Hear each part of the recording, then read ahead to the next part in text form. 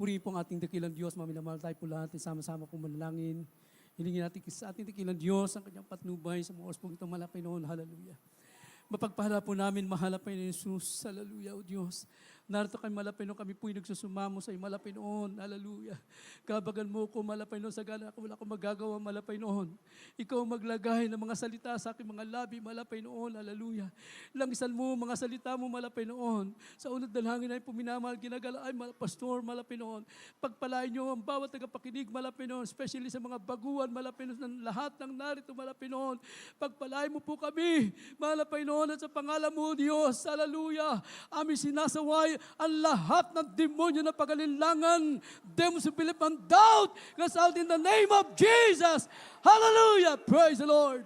Hallelujah. Praise God. Puri po ang ating dakilang Diyos. Mga minamahal, kayo po'y makabalik sa inyong mga kinaupuan, mga minamahal. Praise God. At bago lahat, ang pinakamataas na pagpupuri, pagluwalhati, at pagsamba sa ating dakilang Diyos na buhay. Amen? Palakpakan natin ang ating pinakamamalapay noon. Praise the Lord! Hallelujah!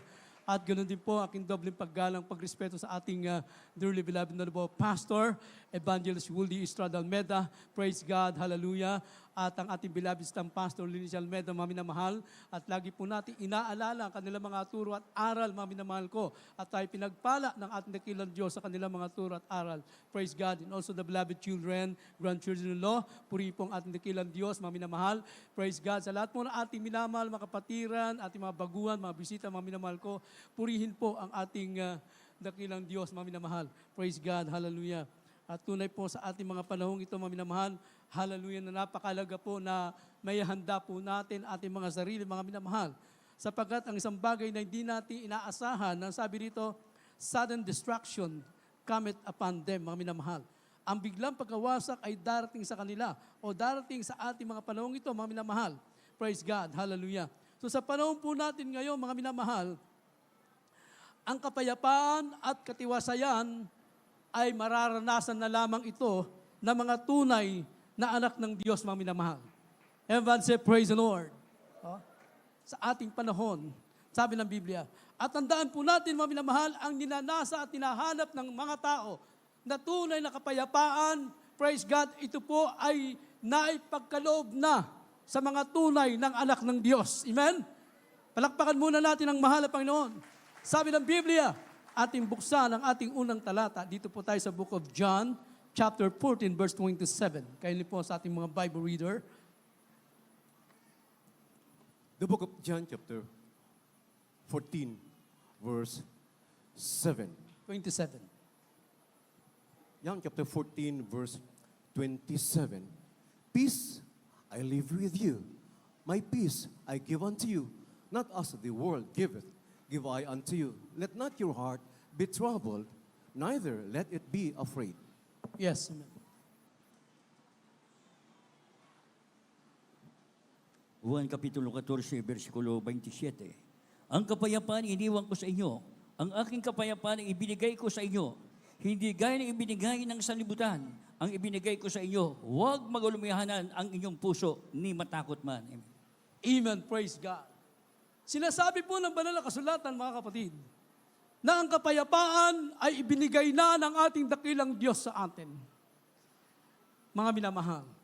At ang kapayapaan ito, mga minamahal, hindi katulad na ibinibigay ng sanglibutan. Sabi ng Biblia, kapayapaan mula sa ating dakilang Diyos. Mga minamahal, ito ang tunay na kapayapaan. At ito po'y tinanggap natin, mga minamahal. Kailan natin ito tinanggap? Mula nung tayo po ay naglingkod sa ating dakilang Diyos, mga minamahal. Tinanggap natin ang tunay na kapayapaan. Palakpakan natin ang mahal na Panginoon. Praise God. Hallelujah. Na makita po natin sa ating panahon ngayon. Sabi ng Biblia, hindi katulad ng ibinibigay ng sanlibutan. Ano ang binibigay ng sanlibutan?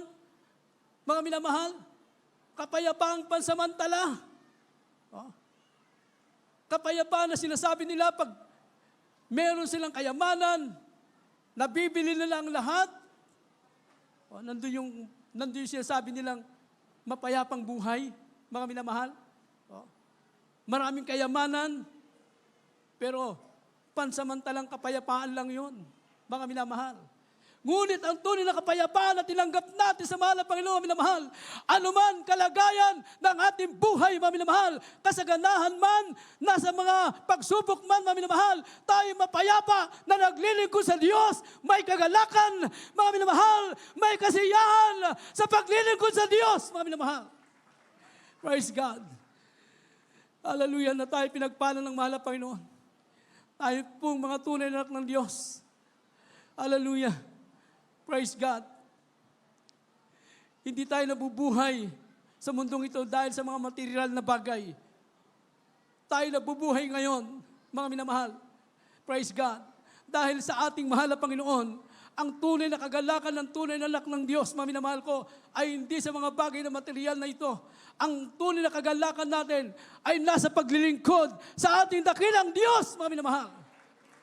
At nakita po natin yan sa buhay ng ating minamahal at ginagalang ating mahal pastor, our dearly beloved Honorable Pastor Evangelist Willie Estrada Almeda, ating beloved ng Pastor Linis Almeda, sa kanilang buong sambayan, mga minamahal ko. Hallelujah! Nakita natin ang kanilang kagalakan sa paglilingkod sa Diyos. May kapayapaan, mga minamahal. Hindi katulad ngayon sa ating panahon ngayon. Ang mga tao ngayon, mga minamahal ko, talagang ito ang isinisigaw nila. Kapayapaan at katiwasayan ng buhay. Ngunit kabalagtaran ang mangyayari sa mga hindi naglingkod sa Diyos. Ang sabi ng Biblia, mga minamahal ko, ating buksan ang 1 Thessalonians chapter 5, verse 3.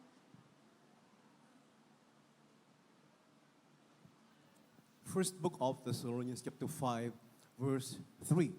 For when they shall say, peace and safety, then sudden destruction cometh upon them as travail upon a woman with child, and they shall not escape.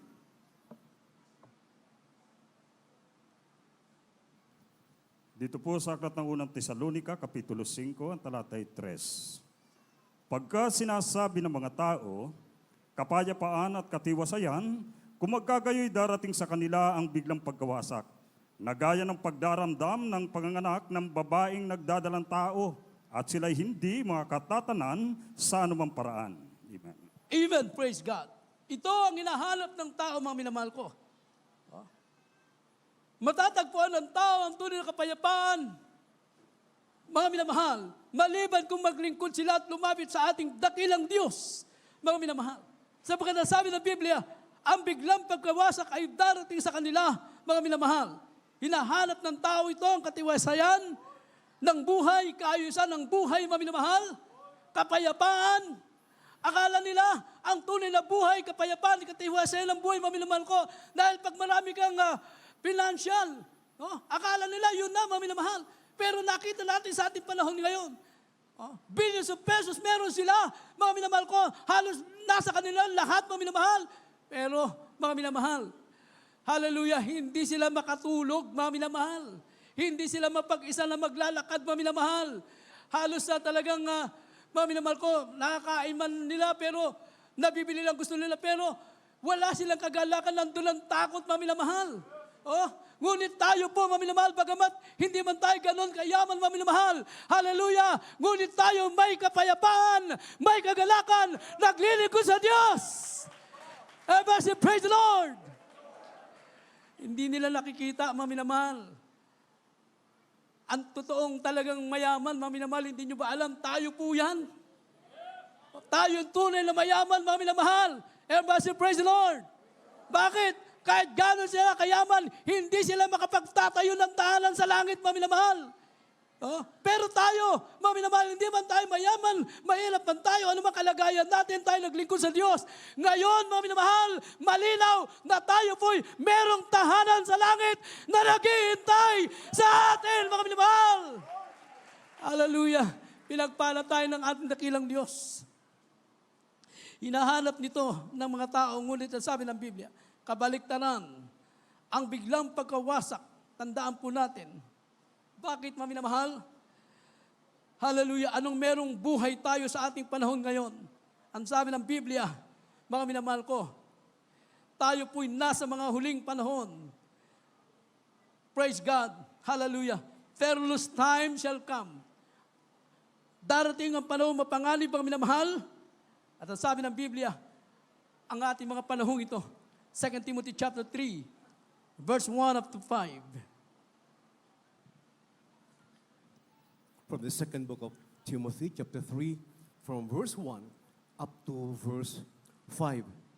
This know also that in the last days perilous times shall come, for men shall be lovers of their own selves, covetous, boasters, proud, blasphemers, disobedient to parents, unthankful, unholy, without natural affection, truce breakers, false accusers, incontinent, fierce, despisers of those that are good, traitors, heady, high-minded, lovers of pleasures more than lovers of God, having a form of godliness, but denying the power thereof. From such, turn away. Amen. Praise God.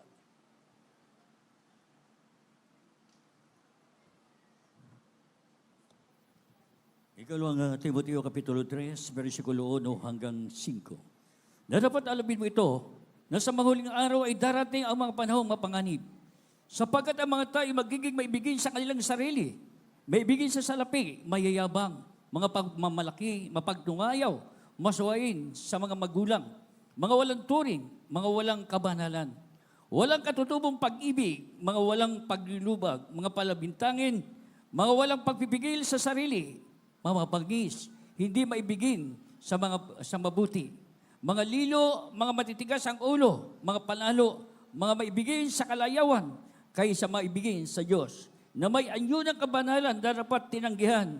Ang kapangyarihan nito, lumayo ka rin naman sa mga ito. Amen. Praise the Lord. Amen. Praise God. So nakikita natin na sinasabi ng Biblia, mga minamahal, ito po ngayon, ay nakikita natin, mga minamahal, sa ating paligid. Nang sabi ng Biblia, na tayo po, mga minamahal ko, ay nasa mauling araw. At darating ang panahon mapanganib, ito po ang sinasabi ng Biblia, mga minamahal. Ano mangyayari na sinasabi ng Biblia? Praise God. Ang mga tao ay magiging maibigin sa kanilang sarili, mga minamahal. Maibigin sa salapi, mga minamahal. Nakita natin, mga minamahal ko. Wala silang pakialam, mga minamahal ko. Basta makuha nilang lahat. Hindi bali nang mapahamak ang iba, basta makuha nilang gusto nila. Yan ang nakikita natin na sinasabi ng Biblia, mga minamahal. Walang katutubong pag-ibig, walang paglulubag, mga palabintangin, walang pagpipigil sa sarili, mababangis. Mga minamahal. At hindi maibigin sa mabuti, mga minamahal. Pag dinala mo sa gawain ng malapay noon, pag inakay mo sa gawain ng malapay noon, halos ayaw nilang bigyan ng pansin. Mapalad na ngayon yung mga baguhan natin ngayon, nagpaunlak sa panyaya ng ating mahal na Panginoon. Palakpakan muna natin ang ating dakilang Diyos. Mga minamahal. So ganoon ang tao, mga minamahal. Mga lilo, matitigas ang ulo, mga palalo. Maibigin sa kalayawan kaysa maibigin sa Diyos. Na nag-anyo ng kabanalan, may anyong kabanalan, datapwat tinanggihan nila ang kapangyarihan nito. Na sinasabi nila, mga minamahal, sila rin ay makadiyos. Kilala din nila ang Diyos, mga minamahal. Praise God. Pero hanggang saan yung kanilang pagkakilala? Hanggang salita lang. Dahil kung totoong kilala nila ang Diyos, mga minamahal, dapat ginagalap nila ang kalooban ng ating dakilang Diyos. Everybody praise the Lord. Dapat ginagawa nila. Hindi sila nandaya ng tao, mga minamahal. Hindi sila mag-agarabyado ng tao, mga minamahal. Pero ito'y sinasabi ng Biblia na nag-anyo ng kabanalan. Kaya sabi nila si Kristiyano din, nagbabasa din ng Biblia, mga minamahal. Pero ang kanilang magawa ay malayo po sa katotohanan. Pero tayo po'y totoong pinagpala ng ating mahal na Panginoon.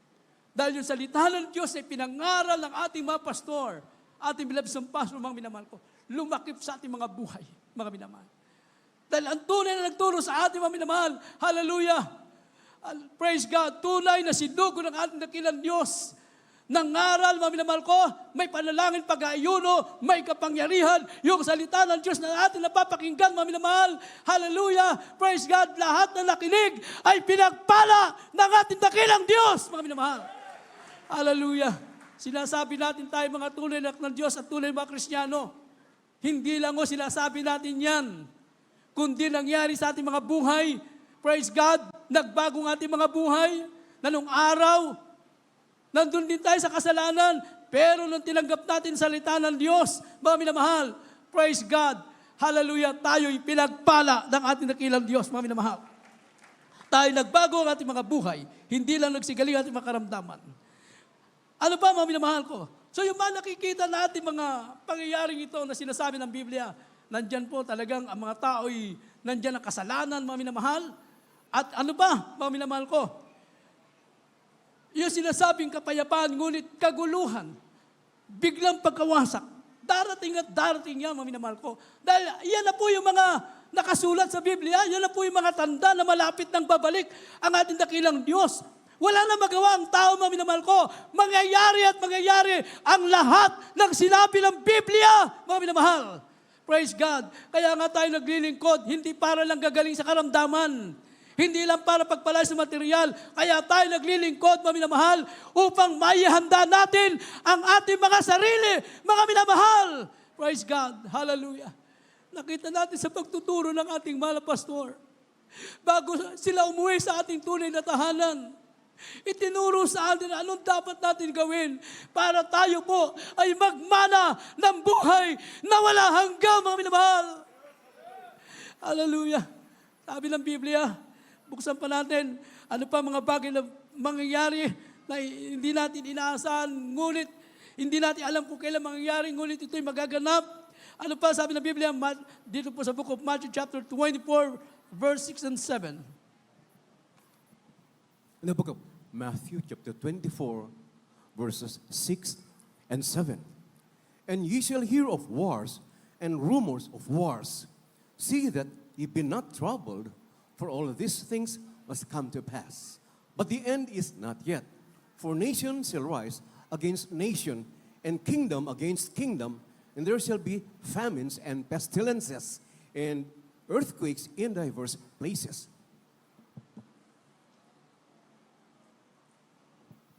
Dito po sa Aklat ng Mateo, Kapitulo 24, ang talatay 6 at 7. At makakarinig kayo ng mga digmaan at mga alingaw-ngaw ng mga digmaan.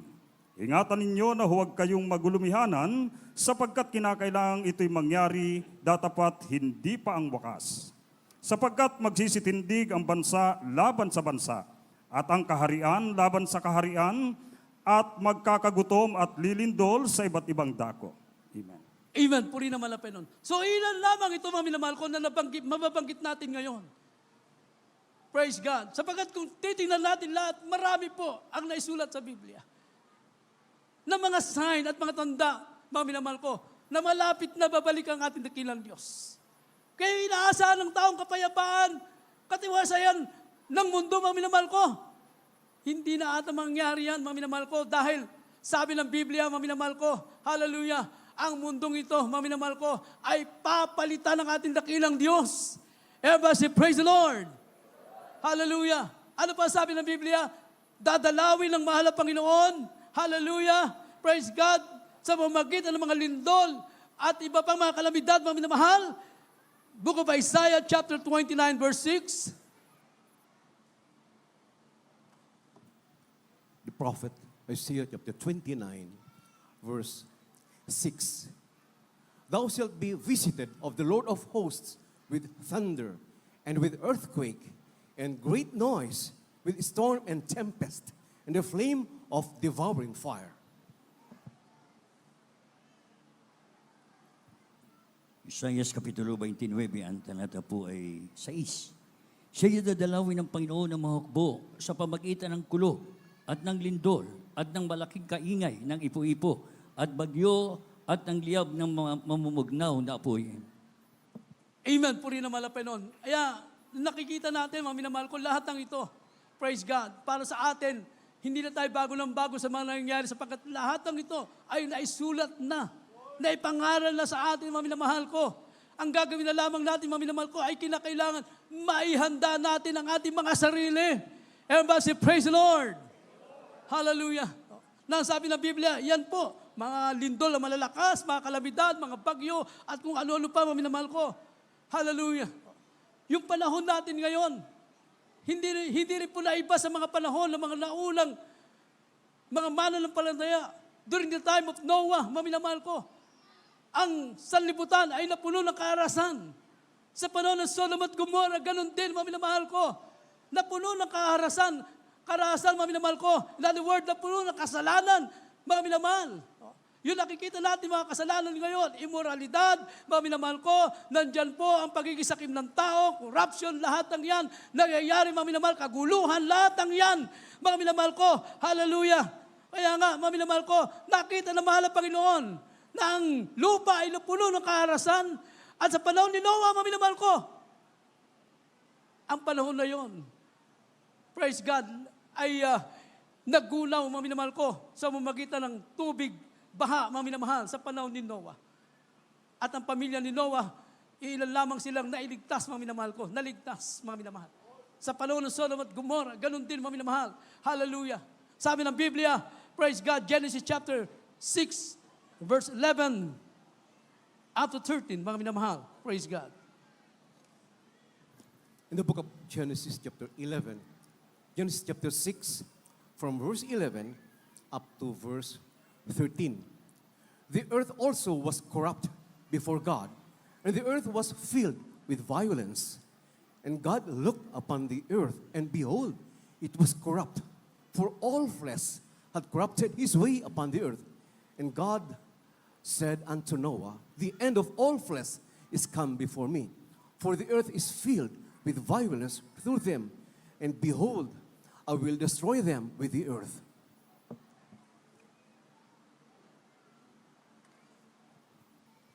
Dito po sa aklat ng Genesis, kapitulo 6, ang talatay 11 hanggang 13. At sumama ang lupa sa harap ng Diyos, at ang lupa ay napuno ng karahasan. At tiningnan ng Diyos ang lupa at narito sumama, sapagkat pinasama ng lahat ng tao ang kanilang paglakad sa ibabaw ng lupa. At sinabi ng Diyos kay Noe, ang wakas ng lahat ng tao ay dumating sa harap ko, sapagkat ang lupa ay napuno ng karahasan dahil sa kanila, at narito sila'y aking lilipuling kalakip ng lupa. Amen. Amen, puri ng mahal na Panginoon. So kung paano nangyari sa panahon na yon, ito rin po'y magaganap sa ating panahon, mga minamahal. Ang sabi ng Biblia, I will destroy them with the earth, mga minamahal. Wawasakin ng Diyos, mga minamahal. Hallelujah. Kaya anong inaasahan ng mga tao sa mundong ito, mga minamahal? Hallelujah. Anytime, mga minamahal, tayo mga mananampalataya, wala tayong dapat ipangamba kung tayo naglilingkod sa Diyos, tayo sumusunod sa kalooban ng mga minamahal, tiyak ang ating kaligtasan, may buhay na walang hanggan, mga minamahal. Praise God. Ang buhay na ito di magtatagal. Kaya mapalad yung mga nauna na sa atin, mga minamahal ko. Yung mga nasa piling na ng ating mahal na Panginoon. Hallelujah. Mapalad po sila, mga minamahal. Kaya tayo po, anong inaasa ng tao sa mundong ito? Ang mundong ito, di magtatagal, mga minamahal. Kumbaga sa bahay, lumang-luma na, mga minamahal. Mabuti pa ngayong bahay, pwede mo pang i-renovate. Pero ang daigdig na ito, mga minamahal. Papalitan ito ng ating dakilang Diyos. At yan ay nakaredy na, mga minamahal, nakahanda na, napapalitan ng ating mahal na Panginoon. Kung paano ipinakita kay John the Beloved, mga minamahal, praise God, ang bagong langit at ang bagong lupa, mga minamahal. Na kung ikukumpara natin ngayon sa ating panahon, malayong malayo, mga minamahal. Praise God. So ibig sabihin, mga minamahal, tayo po ay inihahanda lamang ng ating mahal na Panginoon sa tunay na tahanan natin, mga minamahal. Palakpakan natin ang ating dakilang Diyos. Praise God. Hallelujah. Revelation chapter 21, verse 1 up to 5. The book of Revelation chapter 21, beginning at verse 1. And I saw a new heaven and a new earth, for the first heaven and the first earth were passed away, and there was no more sea. And I, John, saw the holy city, New Jerusalem, coming down from God out of heaven, prepared as a bride adorned for her husband. And I heard a great voice out of heaven saying, Behold, the tabernacle of God is with men, Yes. and he will dwell with them, and they shall be his people, Yes. and God himself shall be with them, and be their God, and God shall wipe away all tears from their eyes, Yes. and there shall be no more death, neither sorrow nor crying, neither shall there be any more pain, for the former things are passed away. And he that sat upon the throne said, Behold, I make all things new. And he said unto me, Write, for these words are true and faithful. Yes. And he Amen. said unto me, It is done. I am Alpha and Omega, the beginning and the end. I will give unto him that is athirst of the fountain of the water of life freely. He that overcometh shall inherit all things, and I will be his God, and he shall be my son. Yes. Hallelujah. Praise God. Hallelujah. Apokalipsis Kapitulo 21, versikulo 1 hanggang 5. At nakita ko ang isang bagong langit at ang isang bagong lupa, sapagkat ang unang langit at ang unang lupa ay naparam at ang dagat ay wala na. At nakita ko ang kanyang banal at bagong Jerusalem na nanaog mula sa langit buhat sa Diyos at nahandang gaya ng isang babaeng kasintahan na nangagayakan talaga sa kanyang asawa.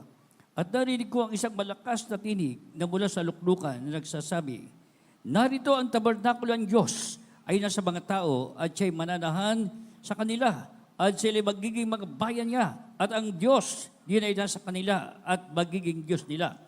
At papahirin niya ang bawat luha sa kanilang mga mata at hindi na magkakaroon ng kamatayan, hindi na magkakaroon ng kadalamhati o ng pananambitan man o ng hirap pa man. Ang mga bagay ng una ay naparam na. At yung nakaluklok sa luklukang nagsabi, narito ginawa kong bago ang lahat ng mga bagay. Sinabi niya, isulat mo sapagkat ang mga salitang ito ay tapat at tunay. Dito po sa 6. At sinabi niya sa akin, nagawa na ako ng Alpha at ang Omega at pasimula at ang wakas. Ang nauuhaw ay aking painumin, walang bayad sa bukal ng tubig ng buhay. Ang magtagumpay ay magmamana ng buhay na ito. At ito'y magiging Diyos niya at siya'y magiging anak ko. Amen. Amen. Palakpakan natin dakilang Diyos. Praise God. Hallelujah. Napakaganda po ang ipinangako ng ating dakilang Diyos, mga kapatid. Ipinakita kay John the Beloved, maminamahal, na ibababa ang bagong langit at ang bagong lupa, maminamahal. Na ito ang tunay na tahanan natin, maminamahal. At anong meron doon? Sabi ng Biblia, doon ay wala ng kamatayan, mga minamahal. Hallelujah. Doon ay wala ng problema. Doon, maminamahal ko, ay wala ng pagluha. Kaya kung tayo may problema ngayon, lumuluha tayo, maminamahal. Magtiis tayo, mga minamahal. Dahil pagdating natin doon sa langit, mga minamahal, lahat ng yan, papawin ang ating mahal na Panginoon. Kaya tayo naglilingkod sa ating dakilang Diyos. Na kung tayo magtagumpay, sabi ng Biblia, praise God, tayo'y makakapasok sa pangako natin dakilang Diyos, mga minamahal. Kaya tayo po'y maglingkod sa mahal na Panginoon. Itama natin ang paglilingkod. Kung meron pa lumalakad na hindi tama, itama natin ating paglilingkod. Ayusin natin ang ating paglilingkod. Sabi nga ng ating mga pastor, kung gusto mo ng langit, wala ka ibang gawin, kundi lumakad kang matuwid sa harapan ng ating dakilang Diyos. Huwag mo nang balikan ang dati mong buhay dahil totoo ang pangako ng mahal na Panginoon. Kaya kung gusto natin makapasok tayo sa langit, mga minamahal, wala tayong ibang gagawin kundi sumunod sa kanyang kalooban, mga minamahal. Buksan po natin ang mga uling talata. Matthew chapter 7, verse 21 up to 23. And James chapter 4, verse 7. Hallelujah. The Gospel, John chapter 7, from verse 21 up to 23. Not everyone that saith unto me, Lord, Lord, shall enter into the kingdom of heaven, but he that doeth the will of my Father, which is in heaven. Many will say to me in that day, Lord, Lord, have we not prophesied in thy name? And in thy name have cast out devils, and in thy name done many wonderful works. And then will I profess unto them, I never knew you. Depart from me, ye that work iniquity. The book of James chapter 4, verse 7. Submit yourselves, therefore, unto God. Resist the devil, and he will flee from you. Amen.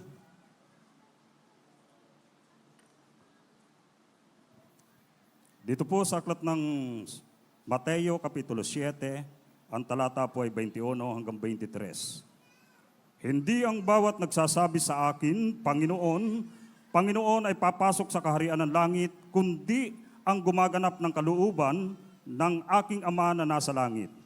Marami ang magsasabi sa akin sa araw na yaon, Panginoon, Panginoon, hindi baga nagsipanghula kami sa iyong pangalan? At sa pangalan mo'y nangagpalayas kami ng mga demonyo, at sa pangalan mo'y nagsigawa kami ng maraming gawang makapangyarihan. At kung magkagayoy, ipahayag ko sa kanila, kailanman hindi ko kayo nangakilala. Magsilayo kayo sa akin, kayong manggagawa ng katampalasanan. Amen. Puri na malapay noon. Malinaw ang sabi ng Biblia, praise God, na hindi lahat ng tumatawag, Lord, Lord, ay papasok sa kaharian ng Diyos. Sino sinasabi ng Biblia yung papasok? Yung gumagawa ng kalooban ng Diyos. Everybody praise the Lord. Namumuhay kami kabanalan. Nagtatapat ka sa mahal na Panginoon. Hallelujah. Tapat ka sa iyong tungkulin bilang mananampalataya. Dumadalo ka sa gawain, mga minamahal ko. Ginagawa mong kalooban ng Diyos, nagpupuri ka, mga minamahal. Hallelujah.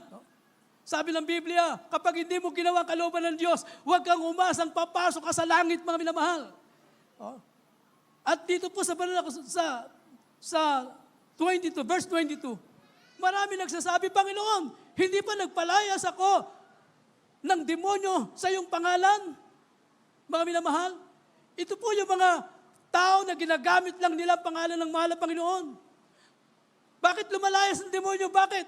Dahil yung pangalan ng mahal na Panginoon Jesus, sadyang makapangyarihan.